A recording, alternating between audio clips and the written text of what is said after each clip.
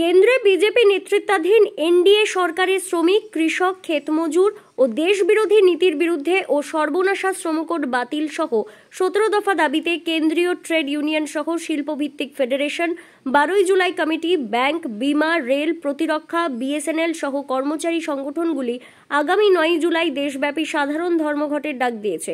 ওই ধর্মঘটের সমর্থনে ও সর্বস্তরের মানুষকে অংশ নেওয়ার আহ্বান জানিয়ে শুক্রবার ইন্দাসের পীরতলায় মিছিল ও পথসভা করল বাম শ্রমিক সংগঠন সিআইটিইউ। ওই সভায় বক্তব্য রাখেন সংগঠনের স্থানীয় নেতৃত্ব।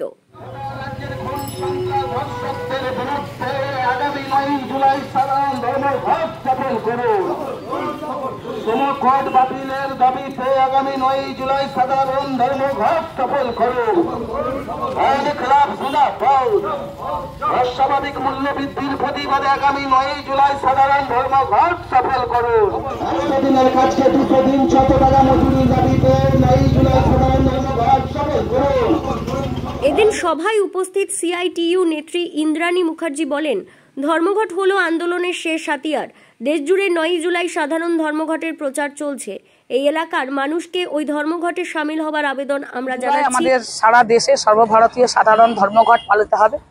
সেই জন্য আমরা আজকে পথসভার মধ্য দিয়ে মিছিল করে 9 জুলাই যাতে এখানে দোকানপাট, বাস, যানবাহন সব বন্ধ রাখে সেই আবেদন জানাতেই আমরা আজকে এই কর্মসূচিতে শামিল হয়েছি। ধর্মঘট হচ্ছে আন্দোলনের শেষ হাতিয়ার। আমরা দীর্ঘদিন ধরেই কৃষি আইন প্রত্যাহার করতে হবে এই দাবি নিয়ে আমরা সারা ভারতবর্ষ জুড়ে কৃষক সভার পক্ষ থেকে কৃষকরা যেভাবে জঙ্গি আন্দোলনে, নাছোড়বান্ধা আন্দোলনে নেমেছিল, সেখানে কিন্তু কেন্দ্রীয় সরকার বাধ্য হয়েছে পিছু হটতে এবং যে দাবিগুলো ছিল তার সবটাই পূরণ করেছে। এখন আমরা দেখছি কেন্দ্রীয় সরকার একটা মাত্র আইন পূরণ করেনি, দাবি পূরণ করেনি, সেটা হচ্ছে কৃষক পণ্যের সহায়ক মূল্য দিতে হবে। সেই দাবিটা যেমন আমাদের আছে, তেমনি 29টা শ্রম কোডকে এক জায়গায় নিয়ে এসে যে 4টে শ্রম কোডে সরকার, কেন্দ্রীয় সরকার পরিণত করার চেষ্টা করছে, সেখানে যে আমরা দেখেছি যে 4টে শ্রম কোড শ্রমিকের স্বার্থ রক্ষা করবে না। ওই 4টে শ্রম কোড পুঁজিপতি, কর্পোরেট এবং বড় বড় ব্যবসাদারদের স্বার্থ রক্ষা করবে। সেই জন্য আমরা মনে করছি এই ধর্মঘটের মধ্য দিয়ে সরকারকে এই শ্রম কোড বাতিল করতে বাধ্য করাতে পারবো। অত্যন্ত লজ্জাজনক।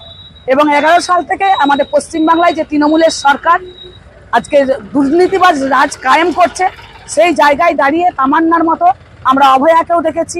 এর আগে 60 থেকে 70 সমস্ত মেয়েকে তারা কোনো বয়সেরও বাদ বিচার নেই, তারা ধর্ষণ করছে। এটাই ওদের রাজনীতি, ওদের কোনো আদর্শহীন রাজনীতি। গুন্ডাদের পুষছে টাকা দিয়ে, ভোট করার সময় ব্যবহার করছে। স্বাভাবিকভাবেই তারা তাদের যে উদ্যম উল্লাস, তারা তো মানুষের রায়ে সরকার করেনি, তারা মানুষের রায়ে সেদিন কালীগঞ্জ উপনির্বাচন হয়নি, গুন্ডাবাজি করে ভোট চুরি করে নির্বাচন করেছে। সেই নির্বাচনের রেজাল্ট বেরোনোর আগেই তারা উদ্যম নৃত্য করেছে। সারা পশ্চিম বাংলায় শুধু বামপন্থীরা নয়, শুভবুদ্ধি সম্পন্ন গণতন্ত্র মানুষ এটা ধিক্কার জানিয়েছে, এটা লজ্জা জানিয়েছে। এবং আমরাও আগামী দিনে যাতে তামান্নার মতো ঘটনা না ঘটে সেজন্য, এবং তামান্না যারা খুনি, সেই খুনিরা যতক্ষণ না শাস্তি পাচ্ছে, অ্যারেস্ট হচ্ছে, তাদের সাজা হচ্ছে, ততক্ষণ আমরা এই আন্দোলন চালিয়ে যাব। সরকারটা এরকমই সরকার, এই সরকারটা থাকলে আগামী দিনে আরো তামান্না হবে। ব্যুরো রিপোর্ট, দক্ষিণ বাঁকুড়া দর্পণ, ইন্দাস।